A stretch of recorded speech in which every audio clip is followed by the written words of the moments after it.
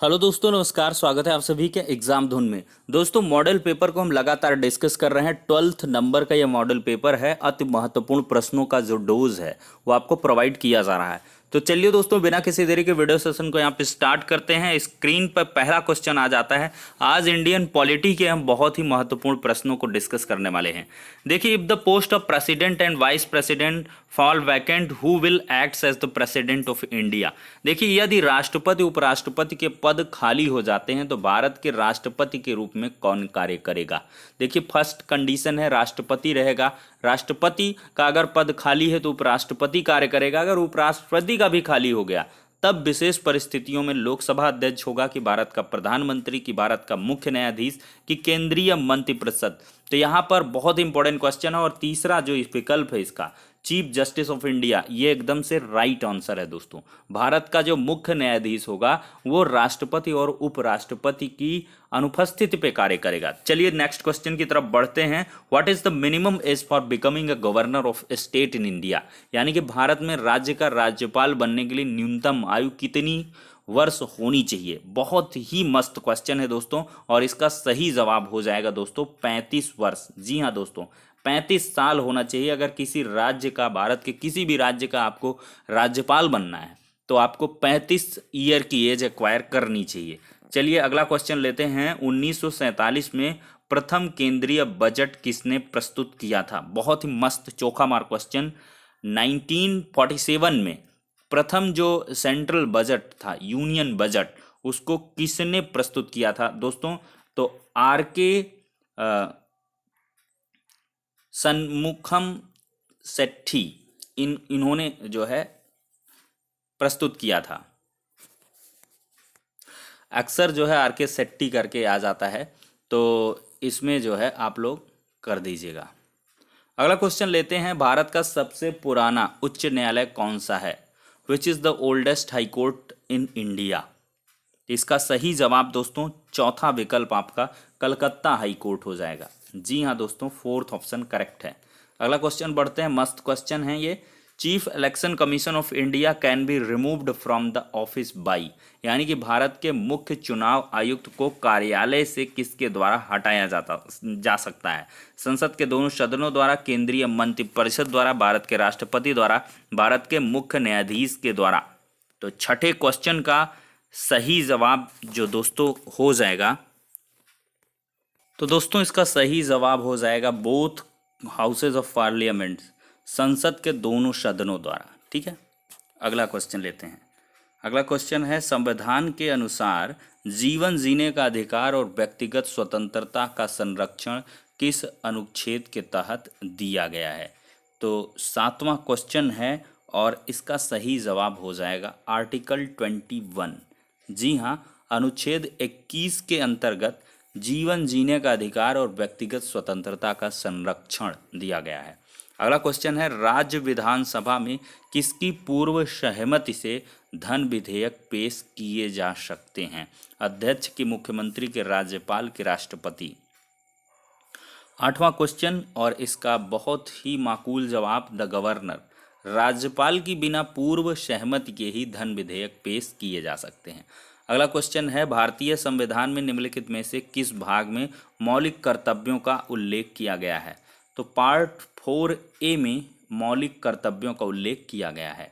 अगला क्वेश्चन लेते हैं, मौलिक कर्तव्य किस देश से लिए गए हैं। From which country is the fundamental duties of the Indian constitution borrowed. तो यहाँ पर देखा जाए तो USSR, यानी कि नाउ रसिया, अब ये रसिया हो गया है, तो USSR से लिए गए हैं। चलिए दोस्तों, अगला क्वेश्चन है, द्विसदनीय विधानसभा का क्या अर्थ है। What does bicameral legislature means. तो यहाँ पर इसका मतलब क्या है। विधिकार 4 अलग अलग विधानसभाओं में विभाजित हैं, या विधिकार एक विधानसभा के रूप में वर्गीकृत है, कि विधिकार 2 अलग अलग विधानसभाओं में विभाजित हैं, कि विधिकार 8 अलग अलग विधानसभाओं में विभाजित हैं। तो द्विसदनीय विधानसभा का क्या अर्थ है। तो इसका यही सही जवाब है दोस्तों, विधिकार जो है 2 अलग अलग विधानसभाओं में मतलब विभाजित है। Legislatures are divided into two separate assemblies. चलिए अगला क्वेश्चन लेते हैं। भारत में निम्नलिखित में से भारत का उपराष्ट्रपति कभी नहीं रहा है? कौन नहीं रहा? Who has never been a vice president of India? Mohammad Hamid Ansari, APJ Abdul Kalam, Venkataraman, Shankar Dayal Sharma. तो एपीजे अब्दुल कलाम ही हैं जो कभी उपराष्ट्रपति नहीं रहे हैं।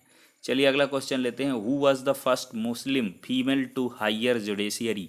यानी कि उच्च न्यायपालिका की प्रथम मुस्लिम महिला कौन थी? तो जस्टिस एम फातिमा बीवी थी, नो एनी डाउट। ये ए ऑप्शन करेक्ट है।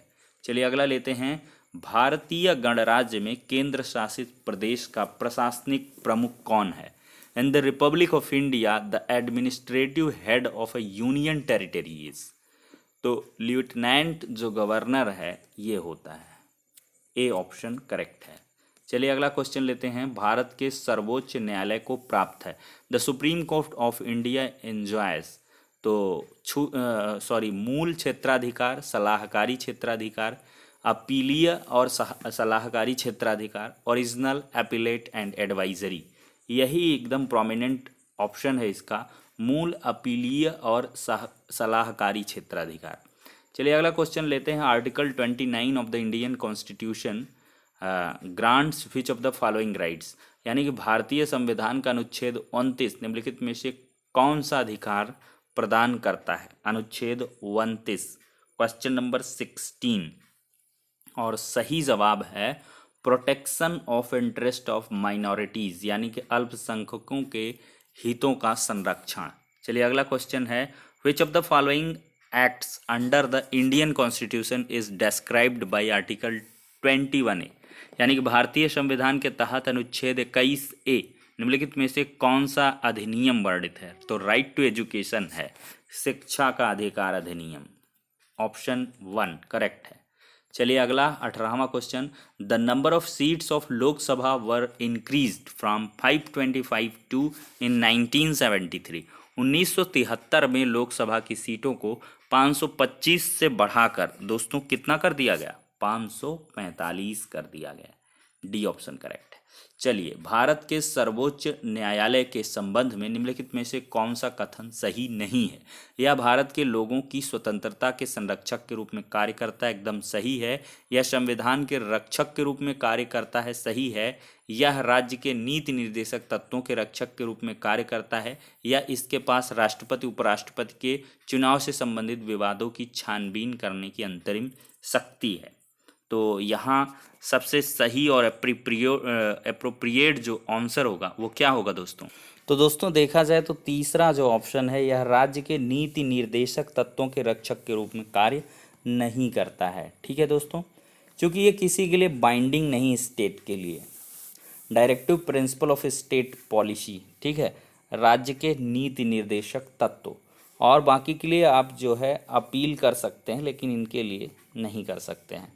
चलिए अगला क्वेश्चन लेते हैं। फंडामेंटल राइट्स नहीं है ये, मतलब directive principle of state policy हैं। 20वां क्वेश्चन है। Who has the distinction of serving as the chief justice of India, president and vice president?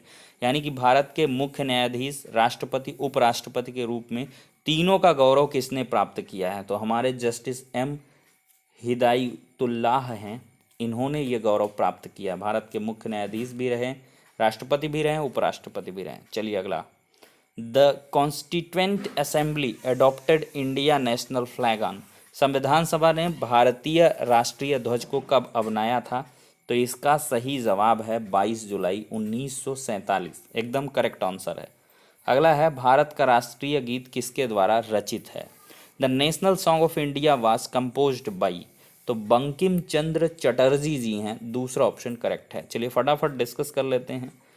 What does सत्यमेव जयते मीन्स? यानी कि सत्यमेव जयते का क्या अर्थ है?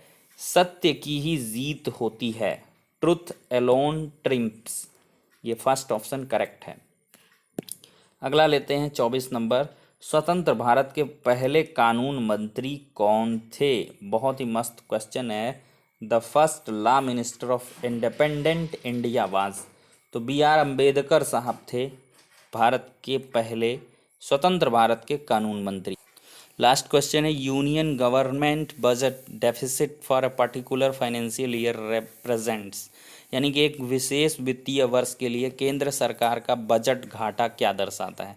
तो दोस्तों यही ओवरऑल दर्शाता है total amount of estimate government expenditure, यानी कि अनुमानित सरकारी नहीं सरकार को कितनी राशि उधार लेनी, the amount of money that the government has to borrow, ये इसका सही आंसर हो जाए। तो फिलहाल के लिए दोस्तों हमने यहाँ पे बहुत ही इंपॉर्टेंट क्वेश्चंस को डिस्कस किया है। आशा है वीडियो पसंद आया होगा। तो नेक्स्ट वीडियो में मिलते हैं।